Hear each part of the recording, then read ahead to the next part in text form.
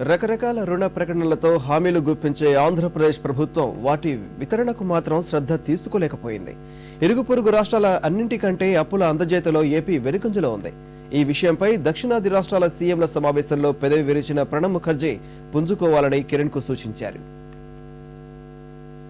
దక్షిణాది రాష్ట్రాల ముఖ్యమంత్రులు, జాతీయ బ్యాంకులు, ఆర్థిక సంస్థల ముఖ్య కార్యనిర్వహణాధికారుల సమావేశం ఆదివారం బెంగళూరులో జరిగింది.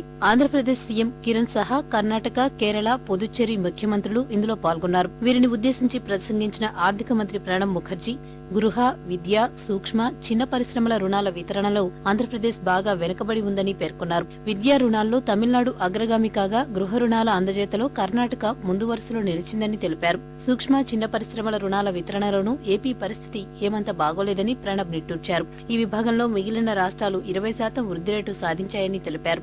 లక్ష్యాల మేరకు వ్యవసాయ రుణాలు ఇవ్వాలని జాతీయ బ్యాంకులు, ఆర్థిక సంస్థలకు ముఖర్జీ సూచించారు. 4% వడ్డీ రేటుతో లభించే స్వల్పకాలిక రుణాలపై రైతులు మొగ్గేలా ముఖ్యమంత్రులు చొరవ తీసుకోవాలన్నారు. అనుమతులు రాక దక్షిణాది రాష్ట్రాల్లో 14 భారీ ప్రాజెక్టులు పెండింగ్ లో పడ్డాయని ప్రణబ్ వెల్లడించారు.